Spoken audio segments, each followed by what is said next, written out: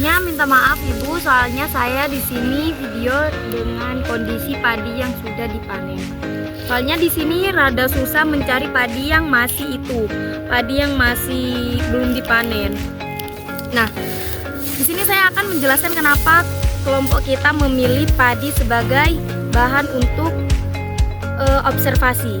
Jadi, padi di sini menjadi bahan pokok untuk menyediakan pangan bagi sebagian besar penduduk dunia, salah satunya di Asia Tenggara. Nah, penanaman padi ini merupakan salah satu kegiatan utama dalam sektor pertanian, terutama di negara-negara yang memiliki iklim tropis.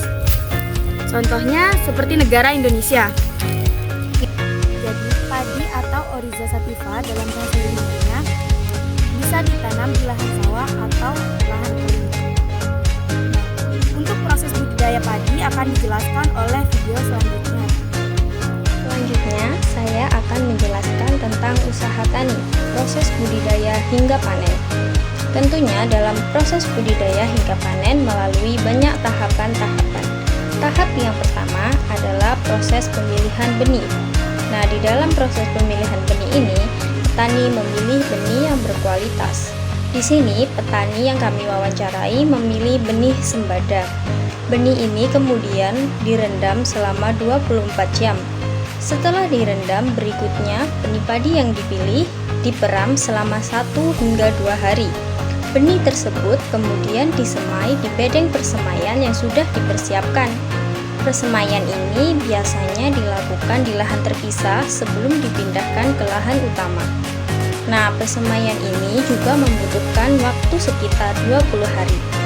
Masuk ke tahap berikutnya yaitu metode tanam. Setelah 20 hari persemaian, bibit ini dipindahkan ke lahan utama dengan metode tanam yang digunakan petani masih memakai cara tradisional, yaitu tandur, yang artinya menanam mundur. Nah, kita masuk ke tahap selanjutnya, yaitu jadwal penanaman. Penanaman padi tergantung pada kondisi iklim, ketersediaan air, dan jenis varietas padi yang digunakan. Namun, secara umum, penanaman padi dilakukan pada saat musim penghujan pada bulan Oktober hingga bulan Desember. Nah, kita lanjut ke poin selanjutnya, yaitu pemeliharaan. Di tahap pemeliharaan tentunya ada yang namanya penggunaan pupuk. Petani yang kita wawancarai menggunakan pupuk urea dan Ponska dengan metode penggunaan pupuk sebagai berikut. Ponska diberikan pada saat awal penanaman dan saat tanaman mulai berbunga. Sedangkan pupuk urea digunakan pada saat tanaman sedang tumbuh untuk menyuburkan daun. Selain pemeliharaan menggunakan pupuk, petani juga menggunakan irigasi untuk mengairi lahan padi. Kemudian ada pemeliharaan pengendalian hama. Pengendalian hama sangat penting dilakukan oleh petani agar hasil panen tetap stabil dan menghasilkan produk pertanian yang berkualitas. Untuk pengendalian hama sendiri, petani menggunakan pestisida yang berbahan kimia yang dapat berpengaruh terhadap kesuburan tanah. Hama yang menjadi tantangan bagi para petani yaitu contohnya seperti tikus, wereng, ulat, dan burung. Kita masuk tahap selanjutnya, yaitu tahap pemanenan. Panen biasanya dilakukan ketika tanaman telah mencapai kematangan fisiologis yang ditandai dengan perubahan warna gabah. Dari yang awal mulanya berwarna hijau menjadi warna kuning, biasanya dalam rentan waktu sekitar 110 hingga 120 hari atau sekitar 3 bulan. Nah, setelah gabah berwarna kuning, lalu biasanya dilakukan dengan cara manual, yaitu menggunakan sabit. Cara ini pada umumnya digunakan di daerah yang sulit dijangkau alat, sedangkan cara mekanis menggunakan mesin kombin ini lebih efisien di lahan yang lebih luas. Setelah dipanen menggunakan sabit, pada proses selanjutnya yaitu proses pengumpulan. Batang padi yang telah dipotong kemudian diletakkan dan dikumpulkan dalam posisi teratur untuk memudahkan proses perontokan. Nah, ini dia tahapannya yang terakhir, yaitu pasca panen. Tahapan pasca panen adalah tahapan perontokan yang memisahkan butir padi dari jeraminya.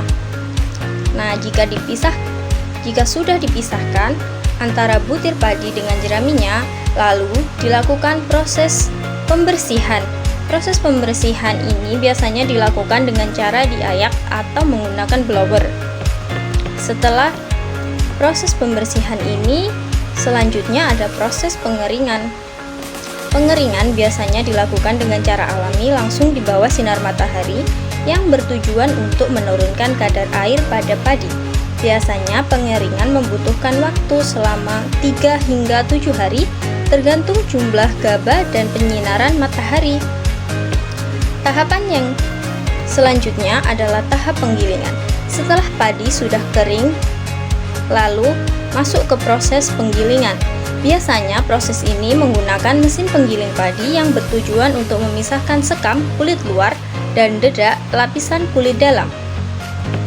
Nah, proses yang terakhir setelah penggilingan adalah pengemasan. Setelah padi digiling, dipisahkan dari sekam kulit luar dan kulit dalamnya, lalu menjadi beras.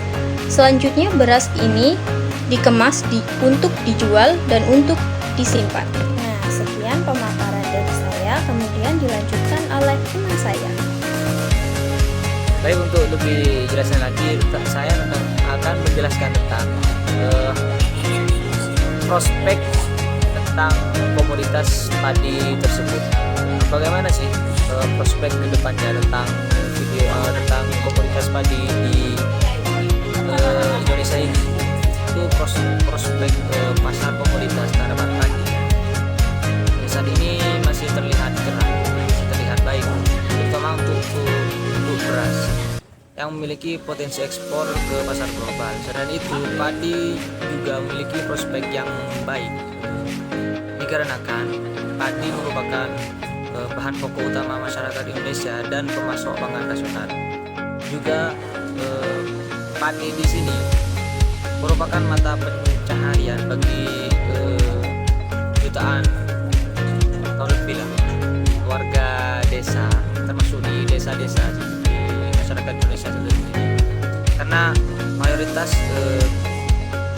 pekerjaan di Indonesia itu bergantung pada sektor pertanian, yaitu di salah satunya yaitu di pertanian pangan seperti padi, jagung, kedelai dan lain sebagainya.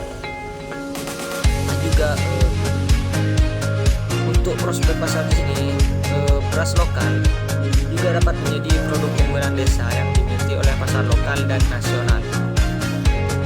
Untuk permintaan konsumen tersendiri terhadap produk tanaman padi di sini, termasuk ya padi organik, beras organik, itu semakin meningkat.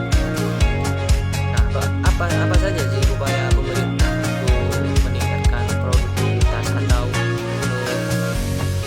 peningkatan pasar komoditas padi di sini? Yaitu ada beberapa upaya. Yang pertama yaitu memperbaiki paket teknologi budidaya dan pasca panen, dan juga meningkatkan mutu intensifikasi, meningkatkan luas areal pertanaman, rehabilitasi lahan dan menciptakan lahan sawah pertanian baru, mengembangkan beras berkualitas seperti beras organik maupun beras merah.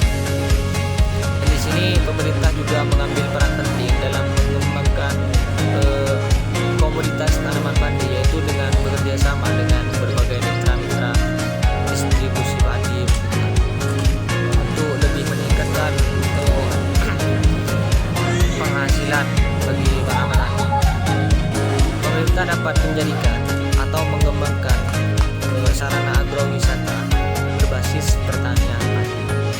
Ini saya akan menjelaskan tentang kendala yang dihadapi oleh tanaman padi. Yang pertama, masalah yang dihadapi dalam budidaya dan pemasaran padi. Masalah yang biasanya terjadi ialah serangan hama dan perubahan iklim. Masalah pada pemasaran ialah harga tidak stabil atau naik turun dan kurangnya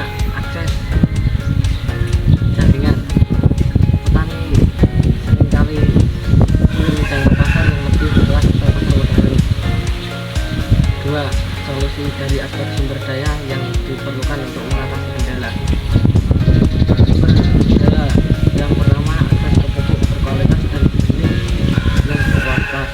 Solusi menggunakan pupuk organik atau pupuk kimia sesuai rekomendasi dari uji tanah, benih unggul, dan distribusi yang baik, dan edukasi mengenai pemilihan bibit.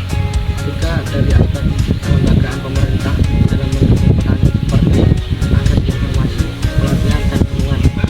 Menggunakan akses informasi, pemerintah dapat mengembangkan platform digital yang memudahkan petani mengakses informasi terkait harga, pasar, cuaca, penyakit tanaman, dan budaya modern dan subsidi pemerintah. Selain pemerintah melakukan kolaborasi dengan operasi telekomunikasi untuk memberikan layanan berbasis SMS. Pelatihan yang diterapkan oleh pemerintah adalah pelatihan yang akan mewujudkan usaha tani, keuangan, dan pemasaran agar petani dapat mengelola usahanya lebih profesional.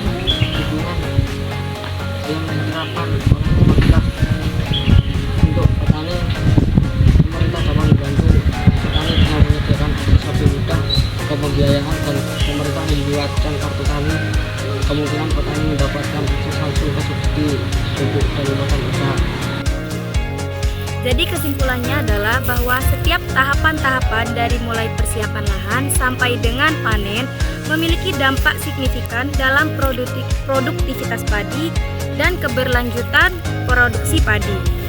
Nah, jadi saran untuk penelitian ini adalah melakukan analisis tanah terlebih dahulu sebelum memulai budidaya padi. Dilanjutkan dengan pengolahan dan pengendalian gulma yang efektif.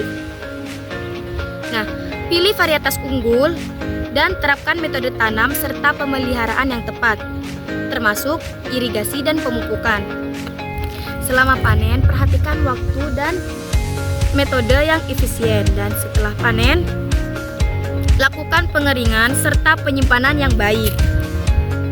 Evaluasi hasil panen dan eksplorasi inovasi teknologi untuk meningkatkan praktik pertanian di masa depan. Mungkin sekian dari saya, kurang lebihnya mohon maaf. Assalamualaikum warahmatullahi wabarakatuh.